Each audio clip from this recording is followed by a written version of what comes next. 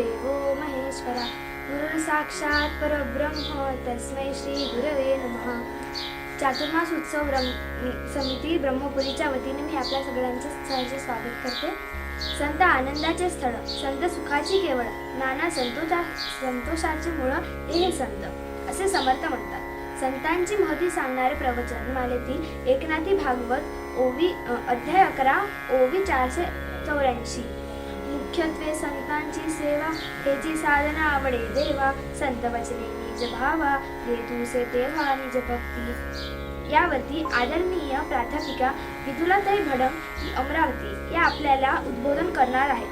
त्यांचा परिचय असा: त्या अमरावती येथील वरिष्ठ महाविद्यालयात 33 वर्षे कार्यरत होत्या. परमपूज्य डॉक्टर श्रीकृष्ण देशमुख उपाख्य डॉक्टर काका यांच्या अनुग्रहित आहेत.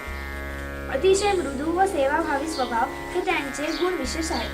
मी त्यांना चातुर्मास उत्सव समितीच्या वतीने विनंती करते की त्यांनी आपल्या प्रवचनास सुरुवात करावी. गुरुर्ब्रह्मा गुरुर्विष्णुः गुरुर्देवो महेश्वरः गुरुः साक्षात् परब्रह्म तस्मै श्री गुरवे नमः. मूकं करोति वाचालं पंगुं लंघयते गिरिं यत्कृपातमहं वन्दे परमानन्दमाधवम्. कृपाकटाक्षाची या किरणे मोहसमुद्राचे आटणे कडे जये त्या श्रीकृष्णे बंधुतया ते श्रीराम. श्री सद्गुरुनाथ महाराज की जय. श्री गोपाळ कृष्ण भगवान की जय. जय जय रघुवीर समर्थ.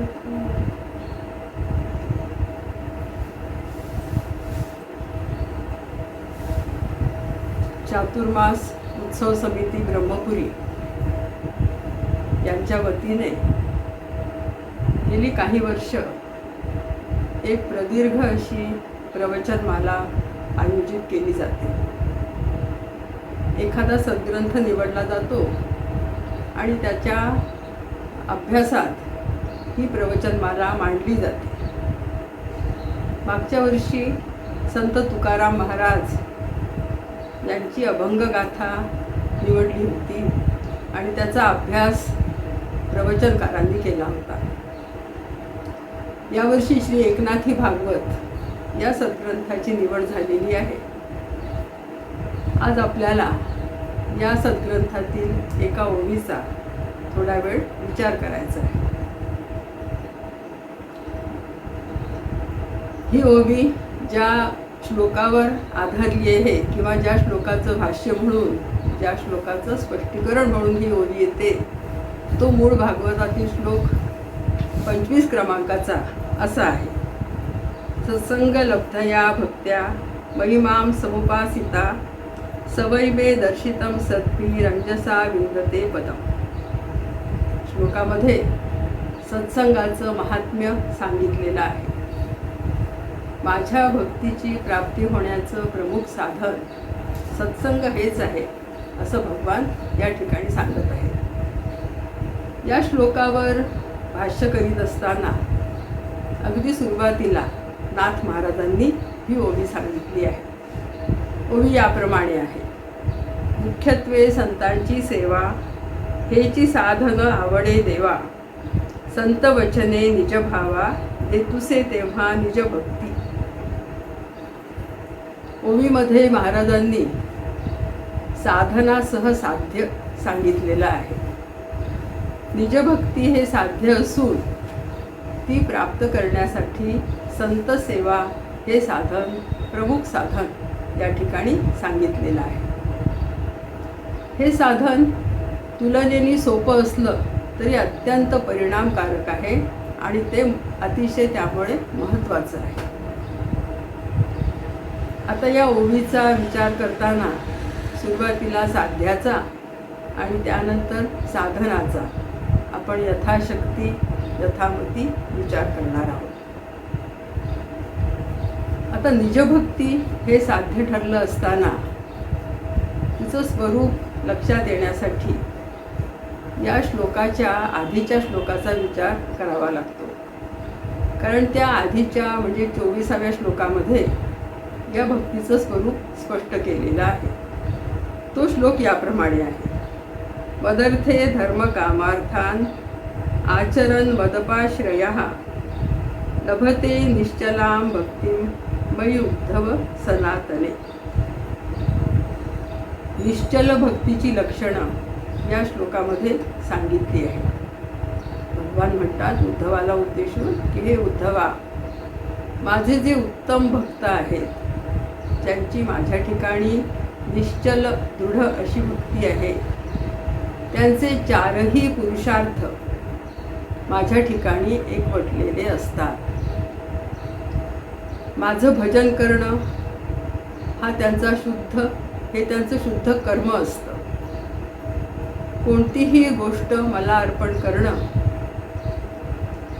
हा त्यांचा उत्तम धर्म ते समजतात. आणि माझी इच्छा करणं, माझ्या प्राप्तीची इच्छा करणं हा त्यांचा शुद्ध काम असतो. यालाच गीतेमध्ये मय्यासक्त मनाः असा शब्द भगवंत वापरतात. समर्थांनी दासबोधामध्ये भक्ताची व्याख्या करताना विभक्त नव्हे तो भक्त अशी केलेली आहे. आणि त्या व्याख्येचा विस्तार या ठिकाणी आपल्याला पाहायला मिळतो. गीतेमध्ये सांगितलेले भक्तांचे 4 प्रकार नाथ महाराज इथे सांगतात. ज्ञानी, आर्त, जिज्ञासू, अर्थार्थी आणि ज्ञानी या चौघांचा उल्लेख इथे स्पष्टीकरणासह येतो. भगवद्गीता म्हणते चतुर्विधा भजन्ते मां जना सुकृतिनोर्जुन आर्तो जिज्ञासुरर्थार्थी ज्ञानी च भरतर्षभ. भगवंत आर्त, जिज्ञासू आणि अर्थार्थी या तिघांनाही भक्तच संबोधतात.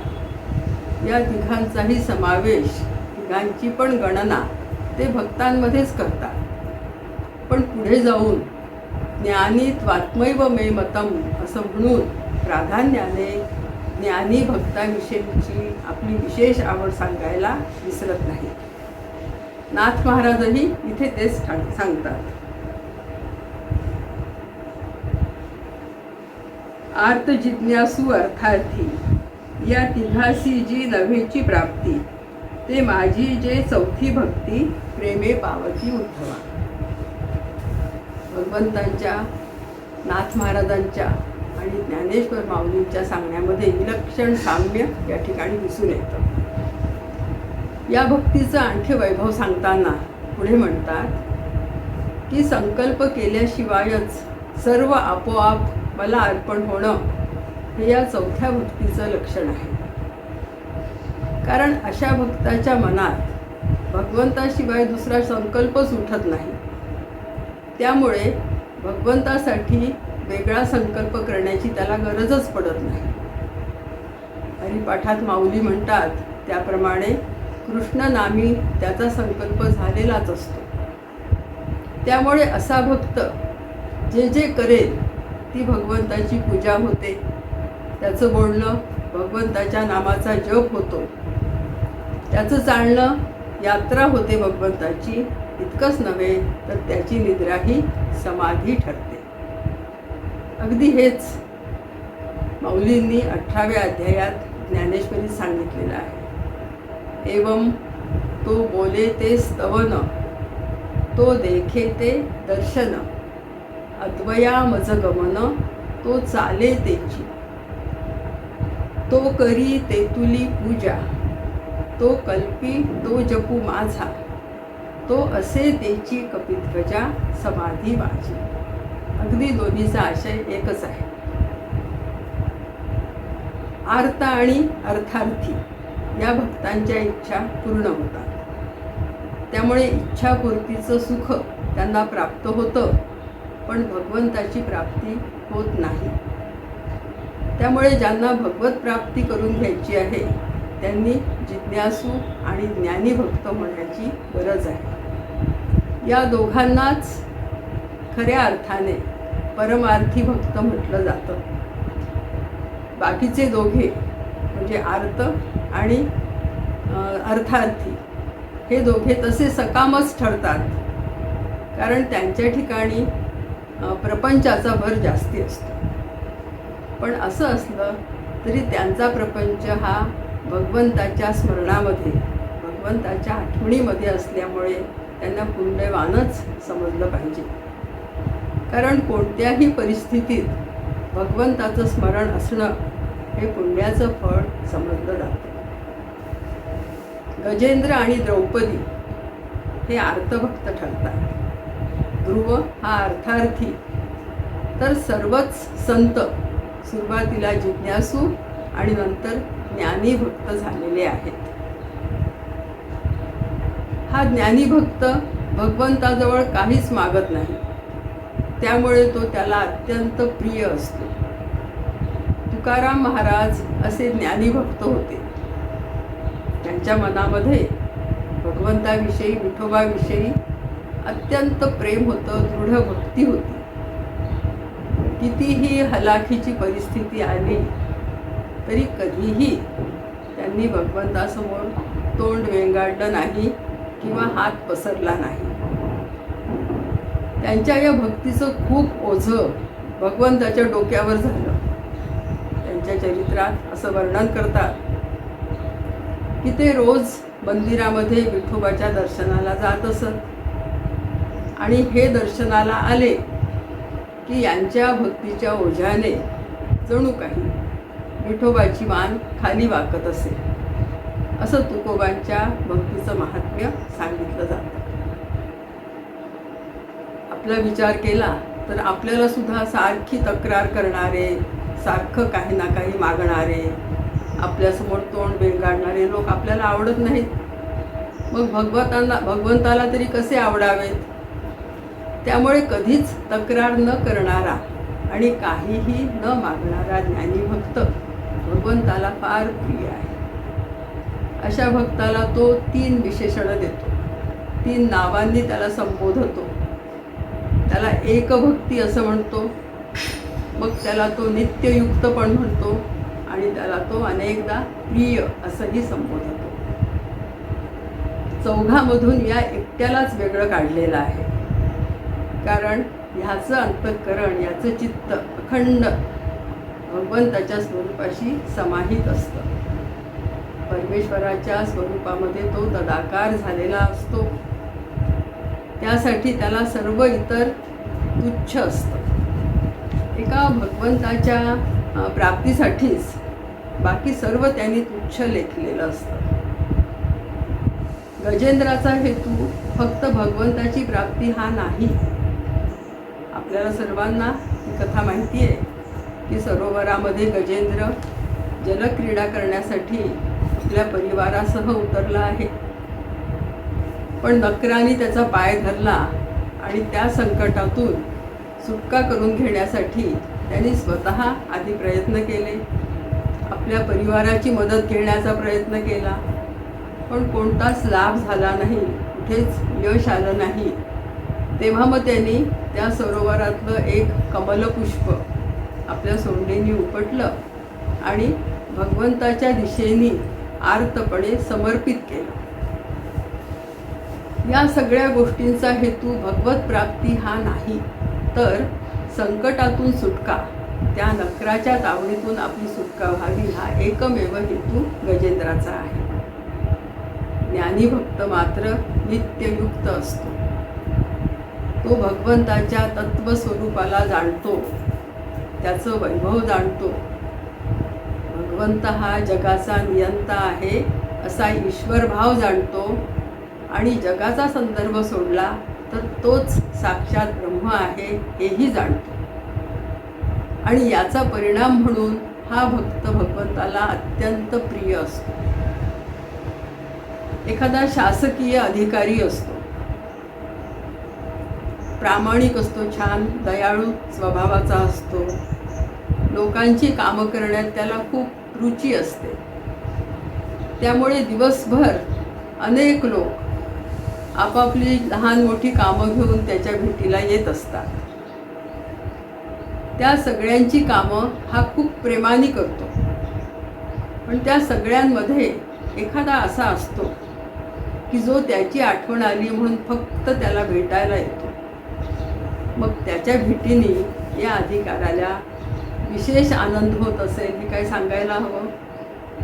त्याप्रमाणे भगवंता, मला फक्त तू हवा, माझं फक्त तुझ्यावर प्रेम आहे, तू सर्व जगाचा स्वामी आहेस, असं दृढतेने वाटणं त्याला एक भक्ती म्हणतात. भगवंतावर प्रेम करणं म्हणजे सुखाशी संबंध जोडणं होय. अशा भक्ताच्या प्रेमाला मग सीमाच राहत नाही. कबीर महाराजांना कोणीतरी म्हटलं, महाराज, तुमचं भगवंतावर किती प्रेम आहे हो, तुम्ही खरोखर धन्य आहात, आम्हाला नाही असं प्रेम करता येत. त्यावेळी कबीर महाराज म्हणाले, कबीर कबीर क्या कहतो हो, कबीर कबीर क्या कहतो हो, जाओ जमुना के तीर, एक एक गोपी के प्रेम में बह गए कोटी कबीर. एकाच गोपीच्या प्रेमातून कोट्यावधी कबीर वाहत जातील, एवढा त्या प्रेमाचा पूर आहे. ते प्रेम निस्सीम असतं. जे प्रेम फक्त भगवंतासाठी असतं तेच असीम असतं, त्यालाच केवळ सीमा नसतात. कारण अन्य कोणत्या कामनेनी जर भगवंतावर प्रेम केलं तर त्या काम्य विषयावर थोडं तरी प्रेम असतंच, आणि त्यामुळे त्या प्रेमामध्ये वाटा पडतो, हिस्सा निर्माण होतो. मग त्या प्रेमाला निरवधी म्हणता येत नाही. अन्य संदर्भ संपल्याशिवाय निरवधी प्रेम निर्माणच होत नाही. सर्व संतांनी असं प्रेम भगवंतावर केल्याचं त्यांच्या चरित्रात दिसून येतं. माऊली म्हणतात, तया एक वटले या प्रेमा, जरी पाडे पाहिजे उपमा, तरी मी देह तो आत्मा हेची होय. असा भक्त भगवंताला आत्म्या इतका प्रिय असतो. जगात सर्वात प्रिय वस्तू आत्मा हीच आहे. प्रियान आत्मा ही बृहदारण्यकातील श्रुती हेच सांगते. तो एकभक्ती असल्यामुळे त्याचं प्रेम विभागलं गेलेलं नाही, म्हणून चौघामध्ये हा भक्त विशेष ठरतो. तो अभिन्न भावाने भगवंताजवळ राहतो. देवा माझे मन लागू तुझे ठाई, संसार व्यसने पडो नेती. तुकाराम महाराज म्हणतात, देवा माझ्या मनावर जरा लक्ष ठेवा, एवढीच मदत मला करा. कारण ते मन मला सारखं प्रपंचाकडे ओढतं.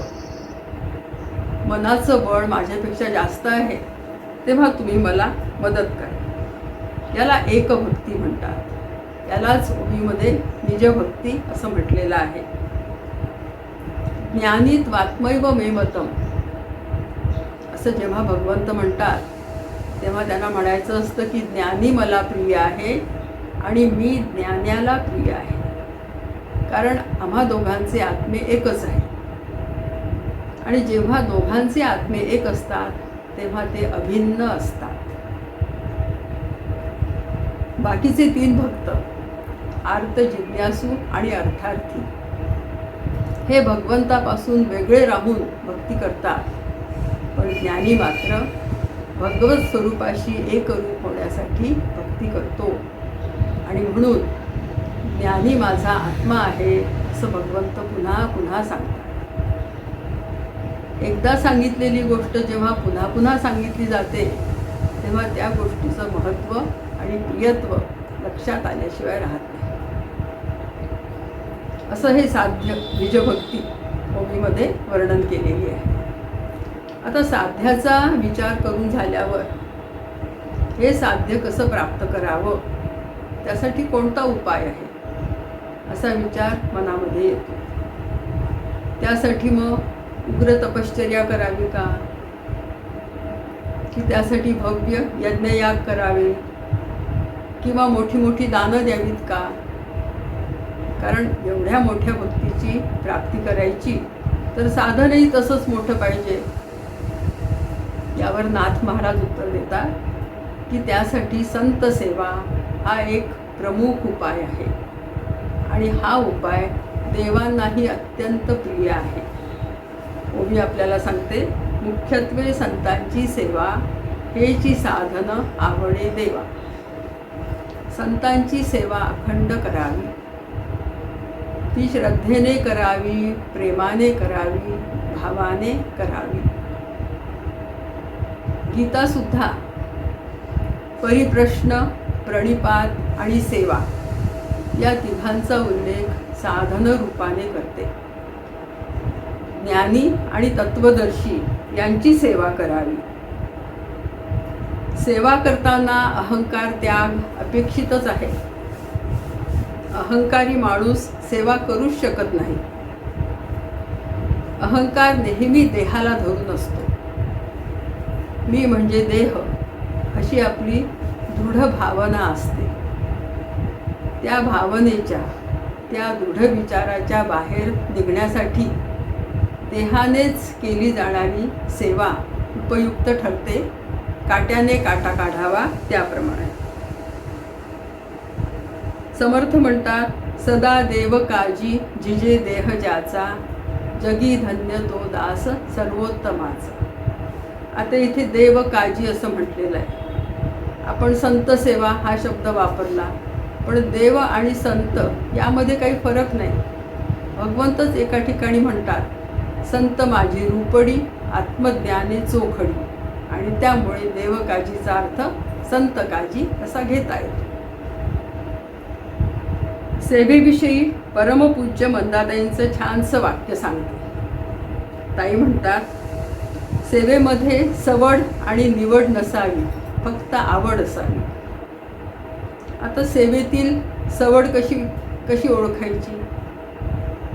मंदिरामध्ये एखादा उत्सव असतो, त्यानिमित्त काही कामं काढली जातात. फोन येतो आपल्याला की मदत करायला, काम करायला या. आपण म्हणतो की घरी मला खूप कामं आहेत, पाहुणे आले आहेत, वेळ मिळाला तर मी येईन. याला सेवेतील सवड म्हणतात. किंवा काही वेळा आपण म्हणतो की येते मी सेवेसाठी, पण तोपर्यंत तुम्ही जागा वगैरे स्वच्छ करून घ्या, भांडी नीट करून घ्या, मी आल्यावरती फुलांच्या माळा करीन. याला सेवेमधली निवड म्हणतात. संत सेवेमध्ये या दोन्हीला स्थान नाही. सवड आणि निवड बाजूला ठेवायची आणि केवळ आवड सोबत न्यायची.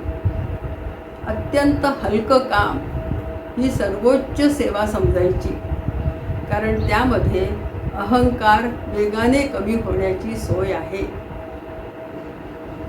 एखादी नदी प्रवाह रूपाने वाहत असते. तिच्या प्रवाहामध्ये एक मोठा उंच असा खडक येतो. जणू काही तो अहंकाराने ताठ उभा असतो. तेव्हा त्याची दखल न घेता नदीचा प्रवाह दुभंगतो आणि पुढे निघून जातो. खडक मात्र कोरडाच राहतो. पुढे जाऊन त्या नदीच्या प्रवाहात एखादा खड्डा येतो. त्यावेळी मात्र तो खड्डा जलाने परिपूर्ण करूनच ती नदी मार्गक्रमण करते. कृपेचा प्रवाह या स्वरूपाचा असतो. नम्रतेनेच कृपेची प्राप्ती होते. नम्र झाला भूता त्याने कोंडले अनंता. ज्ञानेश्वरीमध्ये माऊलींच्या सेवेचं महात्म्य सांगणाऱ्या खूप मार्मिक ओव्या आलेल्या आहेत. माऊली म्हणतात, ते ज्ञान पैगा बरवे, जरी मनी आथी आणावे, तरी संताया भजावे सर्वस्वेसी. सर्वोत्कृष्ट ज्ञान आपल्याला समजावं, त्या चौथ्या भक्तीची प्राप्ती व्हावी अशी जिज्ञासा असेल तर सर्व भावाने संतांची उपासना करावी. पुढे म्हणतात, जे ज्ञानाचा पुरवठा तेथ सेवा हा दारवंटा, तो स्वाधीन करी सुभटा गोड बोली. तनु मनु जीवे चरणासी लागावे, आणि अगर्वता करावे दास्य सकळ. ज्ञानाचा महासागर असणारे असे हे संत आहेत. त्यांच्या निवासस्थानाचा उंबरठा सेवा हा आहे. तो ओलांडल्याशिवाय त्या ज्ञानमंदिरामध्ये आपला प्रवेशच होत नाही. तेव्हा तन मन धनाने त्यांची सेवा करावी, अहंकार बाजूला ठेवावा आणि जमेल तसं दास्य करावं. या सर्व सेवेचा संबंध शरीराशी आहे, देहाशी आहे. देहाने करायची ही सेवा आहे. संत आपल्या अमृत वचनांनी जो उपदेश करतात तो अनुसरण्यासाठी एखादा भाग्यवंत फार आतुर असतो. त्याचे कान अशा वचनांच्या श्रवणासाठी सतत आसुसलेले असतात.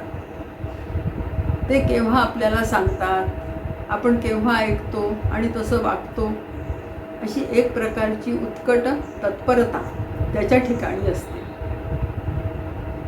त्यांच्या तोंडातून निघालेला, त्यांच्या मुखातून बाहेर आलेला एकही शब्द अमान्य करण्याची कल्पनासुद्धा त्याला सहन होत नाही. देहाने शरीराने संतांची सेवा करता आली तर उत्तमच आहे, पण सर्वांनाच नेहमी नेहमी हे जमेल हे शक्य नाही. तेव्हा संत सेवा या शब्दाचा अर्थ संतांनी दाखवलेल्या मार्गावर श्रद्धेने प्रयत्नपूर्वक क्रमण करणे, त्यांच्या वचनानुसार वागणे असा अर्थ घेता येतो. संतांची वचने ही त्यांनी केलेल्या खडतर साधनेतून, ती साधना परिपक्व झाल्यानंतर आलेल्या अनुभवातून आलेली असतात. आपल्याला मिळालेला आनंद दुसऱ्यालाही मिळावा हा एकमेव हेतू त्यांच्या उपदेशामागे असतो. त्यामुळे परिपूर्ण श्रद्धा ठेवण्याचं एकमेव स्थान संत वचन हेच आहे. हे सर्व साधण्यासाठी परिपूर्ण शरणागतीची गरज आहे. संतांच्या सांगण्यावर पूर्ण विश्वास असणं याला शरणागती म्हणतात.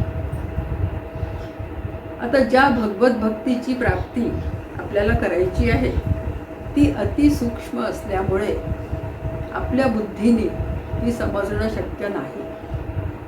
त्यामुळे संतसंग, संतांची सेवा, संतांचे विचार, त्यांनी केलेला उपदेश यावरच आपल्याला अवलंबून राहावं लागणार. आणि म्हणून साधन म्हणून या सर्वांचा उल्लेख या ठिकाणी केलेला आहे. तुकाराम महाराज म्हणतात, रवी शशी हिरा दाविती देखणे अदृश्य दर्शने संतांची. सूर्यचंद्रांच्या उजेडात भौतिक वस्तू दिसतात, पण भगवंत दर्शन मात्र होत नाही.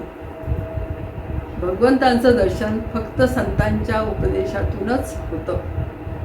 सहज बोलणे हित उपदेश करुनी सायास शिकविती असा त्यांचा स्वभाव असतो. काही वेळा अनेक दिवसांपासून आपल्या मनामध्ये एखादा प्रश्न रेंगाळत असतो. त्याचं उत्तर काही आपल्याला सापडत नाही, पण एखाद्या दिवशी अचानक संतांच्या सहवासामध्ये, त्यांच्या सत्संगामध्ये त्या प्रश्नाचं नेमकं उत्तर मिळतं आणि अर्थातच आपल्याला खूप आनंद होतो. आतल्या आत उजाडल्यासारखं वाटतं. काही वेळा असं होतं की आपल्या विचारामध्ये, आपल्या आचरणामध्ये कुठली तरी चूक होत असते. चूक नेमकी कोणती हे काही लक्षात येत नाही, पण त्यामुळे मन मात्र अस्वस्थ असतं. अशा वेळी संतांच्या सहवासात ती चूक आपल्या लक्षात येते आणि मग आपण आपला आचार विचार दुरुस्त करण्याच्या मागे लागतो. मग निरंतर जागवती असं आपल्याला सतत जागं करण्याचं, आपल्याला सतत सावध करण्याची ड्युटी त्यांनी स्वतःकडे घेतलेली आहे.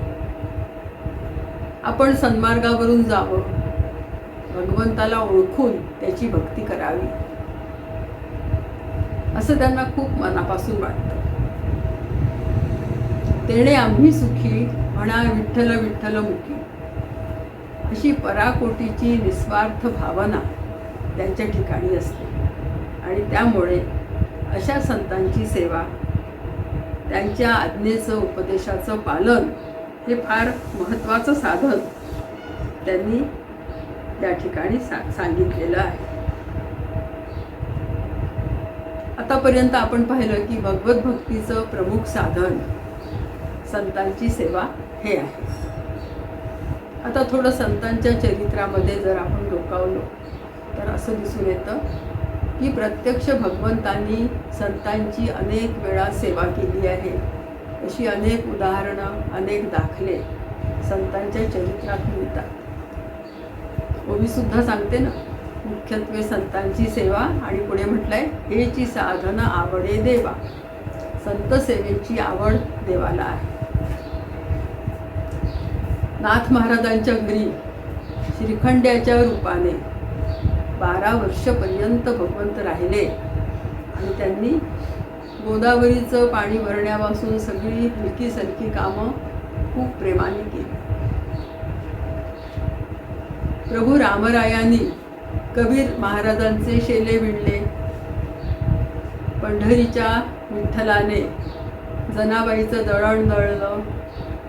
नामदेव महाराजांच्या पत्नीचं बाळंतपण केलं. दामाजी पंतांसाठी तो महार झाला. संत सखू बनून सासुरवास सहन केला.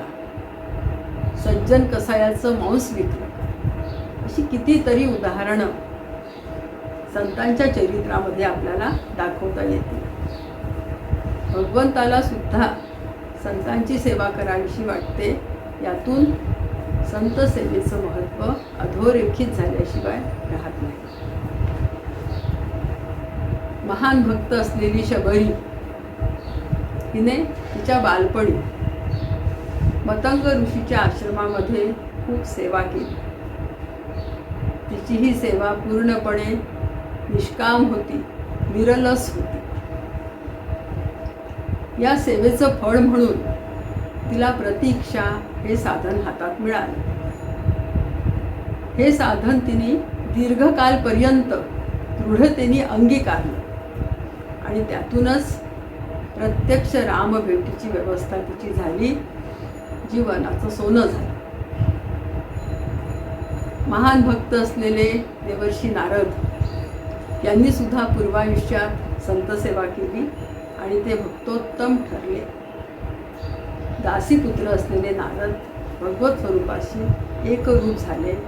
असं संतसेवेचं महत्त्व आहे आणि म्हणून मुख्यत्वे संतांची सेवा असं ओवीमध्ये नाथ महाराज म्हणतात. मूळ भागवतातल्या श्लोकामध्ये सत्संग लब्धया भक्त्या असे शब्द वापरले आहेत आणि त्यामुळे सत्संगाचाही थोडासा विचार या ठिकाणी आपण करू. सत्संगतीने काय साधतं, कोणतं परिवर्तन होतं, हे महाकवी भर्तृहरीने एका श्लोकातून सोप्या रीतीने पण मार्मिकतेने सांगितलेलं आहे.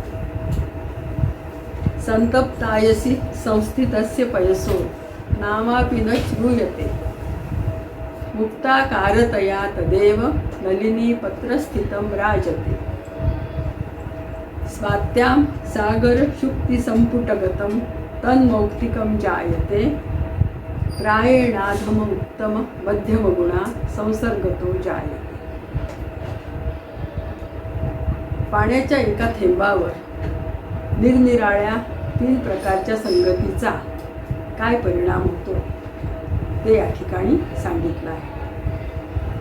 कवी म्हणतो, खूप तापलेल्या लोखंडी तव्यावर जर पाण्याचा थेंब पडला तर त्याचं नाव निशाणही शिल्लक राहत नाही. पडता क्षणी त्याची वाफ होते. थोड्या वेळापूर्वी इथे पाण्याचा थेंब होता हे सांगूनही खरं वाटत नाही. त्या थेंबाचं अस्तित्वच नष्ट करणारी ही संगत अधम प्रकारची म्हटली जाते, निकृष्ट प्रकारची म्हटली जाते. तोच पाण्याचा थेंब जर कमळाच्या पानावर पडला तर मोत्यासारखा सुंदर दिसतो. आपल्याला माहिती आहे, कमळाचं गोलाकार पान पाण्यावर पसरलेलं असतं, पाण्याच्या पृष्ठभागावर पसरलेलं असतं.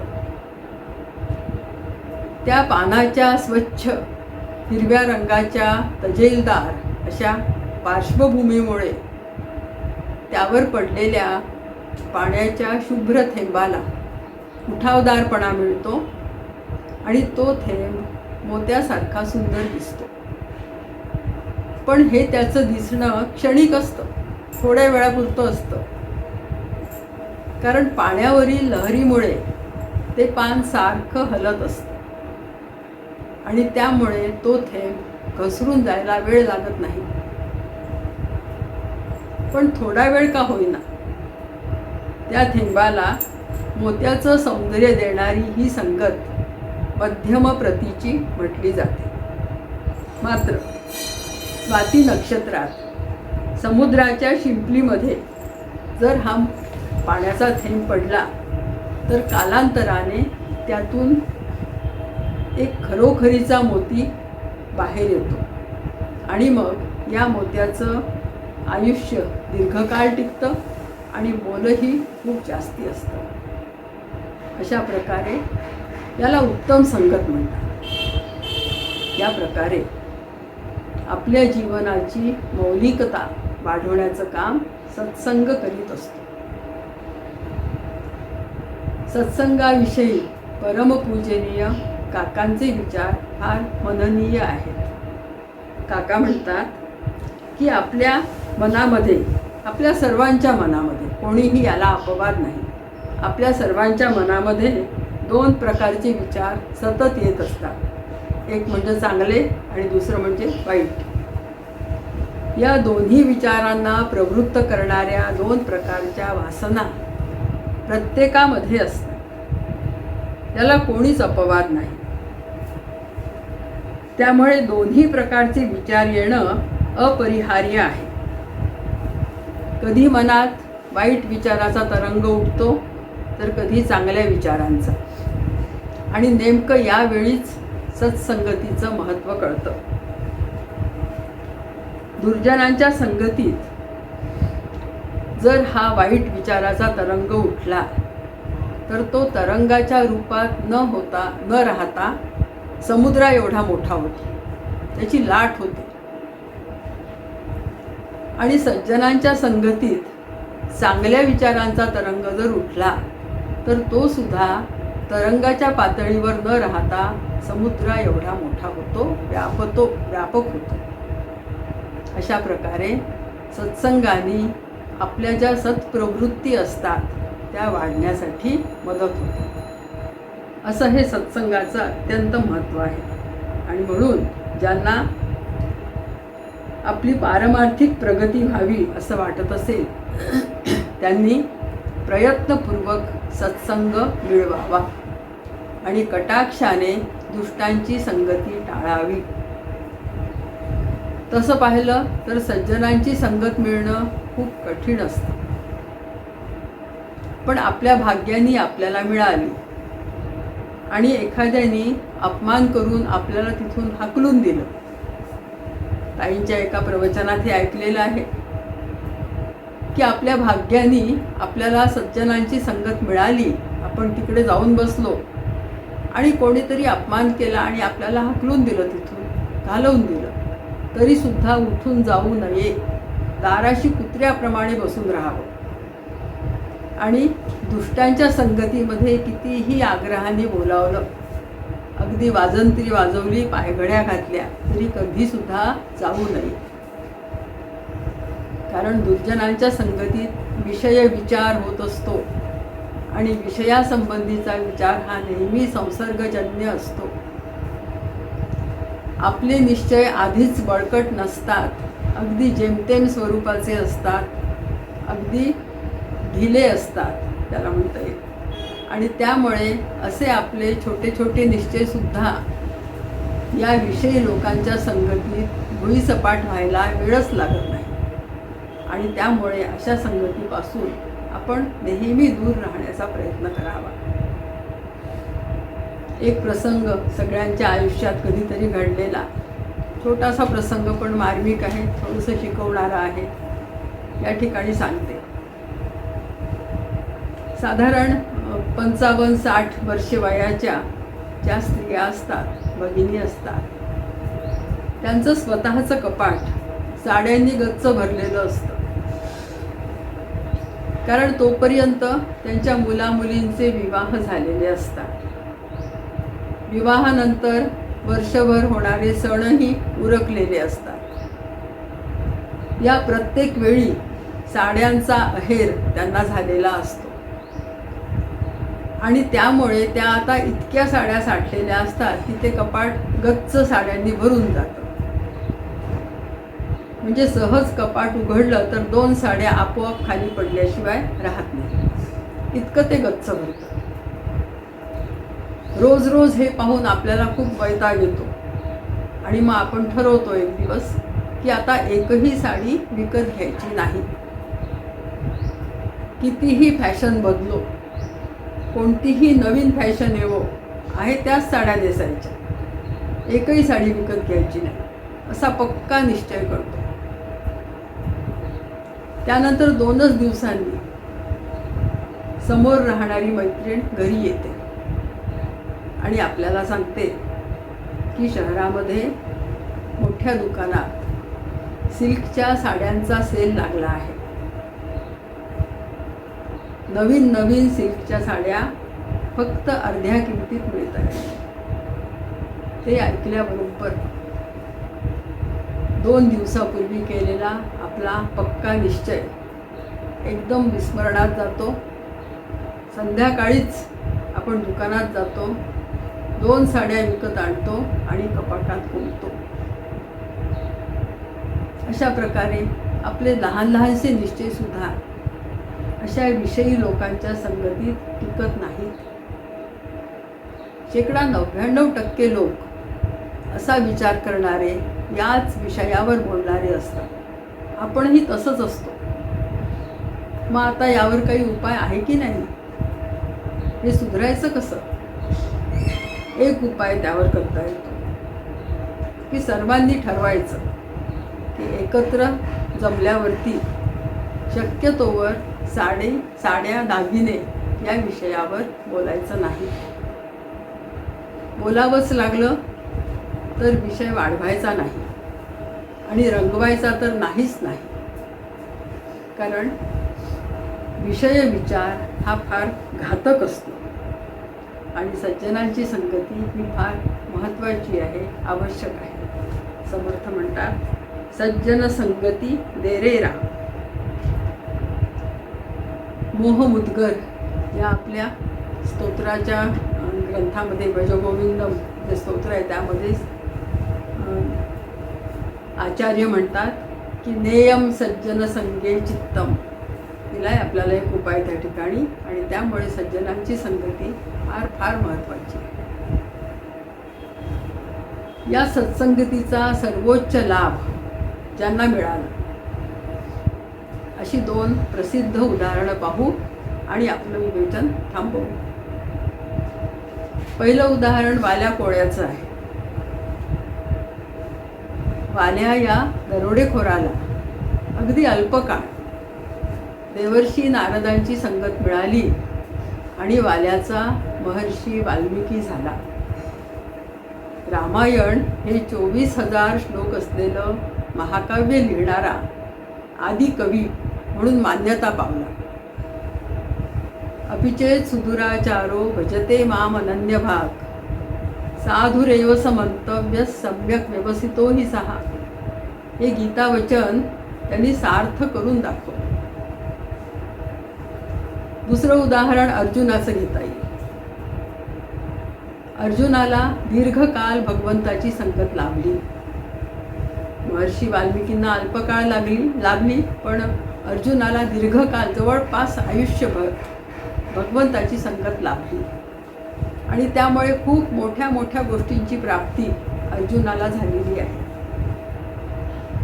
त्या कोणत्या गोष्टी आहेत याचा उल्लेख गीतेच्या शेवटच्या श्लोकामध्ये केला आहे.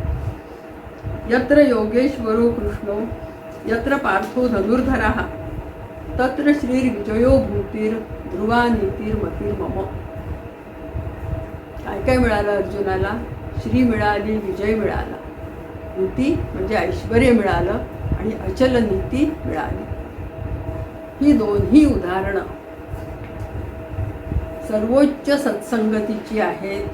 सत्संगातून मिळणारा मोठ्यात मोठा लाभ दाखवणारी आहेत.